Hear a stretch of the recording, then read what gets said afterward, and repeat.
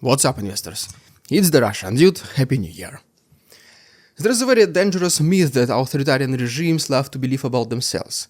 The myth that as long as the borders are sealed, the television is loud enough, and the enemy is always somewhere far away, the people at home will remain quiet, obedient, and manageable. Vladimir Putin has built his entire system on this assumption. For years, the Kremlin's obsession over NATO, sanctions, color revolutions, foreign agents, and imaginary Western plots, and, anything. Basically, they were trying to do anything to avoid for people to look inward, to avoid looking at the internal problems, avoid admitting that the real pressure point has always been domestic. Because history has never worked that way. Empires do not collapse because of enemies abroad. They collapse because life at home becomes unbearable. And right now, that process is already unfolding inside Russia. Slowly, quietly, almost invisibly, that's why nobody is talking about it, but relentlessly. Hunger cannot be censored, grief cannot be ignored, and unpaid wages cannot be drowned out by patriotic speeches. While nearly all propaganda resources are consumed by glorifying the war and portraying the West as some cartoonish source of absolute evil, everyday life for millions of Russians keeps deteriorating. Prices rise faster than official statistics admit. Wages stagnate behind inflation. Savings disappear, choices vanish, and the regime is fundamentally unprepared for what happens when its own population stops asking ideological questions and starts asking survival ones. How do we live like this? And why even should we keep pretending all this is normal? One of the clearest indicators of decay is what kind of work actually pays in modern Russia. In theory, the state claims to be fighting for sovereignty, stability, and a prosperous future, but in practice there is only one sector where money still circulates in meaningful volumes. And this one, as most of you guessed, is war. If you want a competitive salary, you assemble weapons, repair armored vehicles, produce ammunition, sew uniforms, or just, sign a military contract yourself.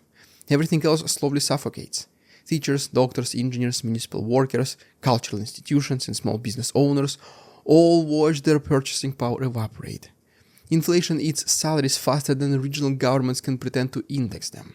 Food prices climb steadily, utilities grow more expensive, transportation costs increase, rent follows. And suddenly, a normal civilian life becomes something you constantly struggle to maintain, rather than something you build toward. The regime has created a system of economic hostage-taking. You can survive, but only if you participate in war in some way or form. Refuse to engage and that's it, you just fall behind, forever. Refuse long enough and you begin to drown, literally. This is not economy designed for growth or stability. It's coercion through scarcity. And most people do not want to be part of war profiteers. They do not dream of assembling missiles or drones. They do not want to explain to their children that food on the table exists only because somebody else's city was shelled or somebody was killed. But the choice is increasingly framed in just brutal terms. Compromise your principles or accept permanent decline.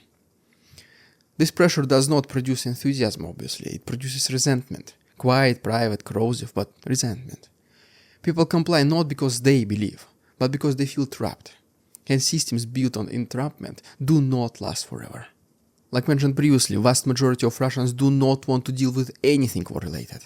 They simply don't want to contribute to the death of another human being. And this is absolutely acceptable common sense, So it's not the minority that does not support the war inside Russia, as the Kremlin claims, it's the majority. Unfortunately, most of them are afraid to acknowledge this publicly, but deep inside, that is the sentiment for most Russians. They know it. That's how they feel. They feel this is the right thing to do. And when they realize they are not the only ones, this is when the real problems to the regime begin. Let's talk about it in our next chapters.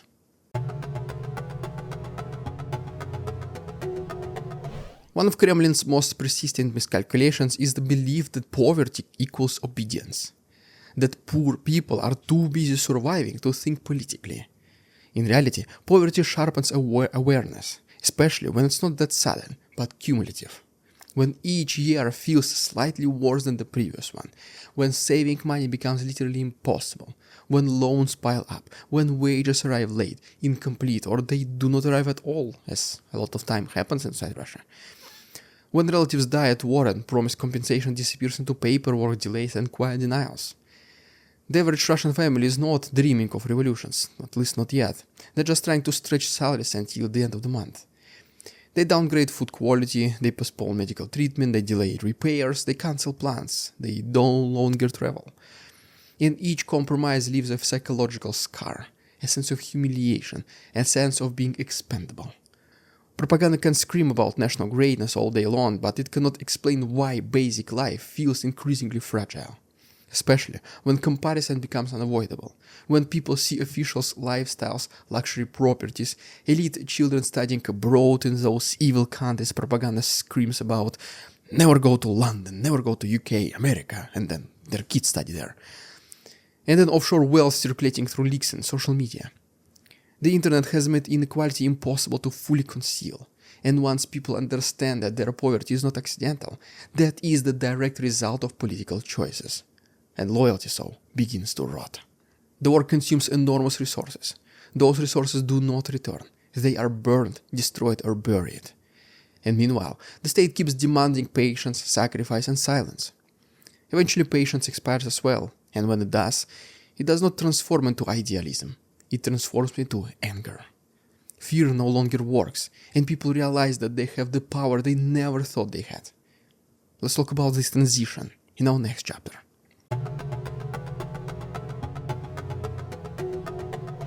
Authoritarian systems rely on fear, but fear must be targeted, consistent, and credible. Russia's current model is none of those things. Fear is scattered, unpredictable, and contradictory. People are afraid of mobilization, inflation, police checks, losing jobs, saying the wrong things online, being stopped on the streets, being drafted by mistake, or simply becoming invisible to institutions that barely function anymore. This type of fear does not create stability, it creates paralysis. And paralysis is dangerous for the state. People stop planning for the future, they stop trusting institutions, they stop believing that rules even matter. On the outside, they comply, but they withdraw inwardly. And that withdrawal is lethal to any political system. There are no mass demonstrations because people do not trust each other, not yet. But something more significant is happening beneath the surface. Trust in the regime itself is evaporating. Quietly. Conversations change tone, jokes become darker, complaints become more explicit in private spaces. People no longer expect solutions from authorities. They expect indifference, incompetence, or repression, or just whatever, deal with it yourself kind of stuff. The Kremlin still believes it can manage dissent by blocking platforms, tightening laws, and labeling critics, but the internet has already reshaped how dissent works itself in general. Ideas no longer require leaders or banners. They move horizontally, through chats, comments, shared frustrations, and personal stories. And the most dangerous movements in history were never announced in advance. I mean, obviously. If the regime knows there is a coup against it, it's gonna stop it. So that's why they appeared suddenly, when pressure finally exceeded tolerance. Perhaps the most fatal flaw in Putin's system is the assumption that someone will always step forward to defend it. That police, soldiers, security forces, bureaucrats will remain loyal under any circumstances. But, well, loyalty is transactional. It depends on pay, legitimacy, and belief. And all three are eroding. Security personnel are not immune to inflation. They also have families. They also read messages. They also bury their own relatives. Many already question why they are asked to protect officials who live in an entirely different reality. When the gap between rulers and ruled becomes enormous, enforcement weakens. Orders are followed mechanically, without conviction, and systems built on obedience collapse the moment hesitation appears. The regime never invested in trust, only in control, obviously. And control is brittle at this point. It functions perfectly until it doesn't. Once cracks start appearing, they spread fast. Hunger, grief, debt, and humiliation do not organize themselves into neat political movements. They accumulate silently, and then, suddenly, they erupt. Russia's greatest NATO, as we already see, is not NATO. Not sanctions, not foreign enemies. It's the slow, grinding collapse of everyday life inside its own borders. A population forced to choose between survival and dignity. A society where war is the only industry that pays. A state that demands loyalty while offering nothing in return except fear or exhaustion. This kind of system does not collapse with fireworks or fanfare. It collapses just with a sigh. And when it finally breaks, it will not be because of pressure from the outside. It will be because there was no one left willing to protect it. Well, there you have it, guys. If you haven't done so already, please subscribe to my channel for more videos like this. If you wish to support our work, there are links down below. For example, you can join our Patreon and see an additional chapter that will be going right now. Thanks so much for watching. See you tomorrow. We won't succumb to their tricks, the facade they try to sell. Their twisted words and feeble claims are resolve they cannot quell. We see through their lies, their feeble attempts to sway. We do not believe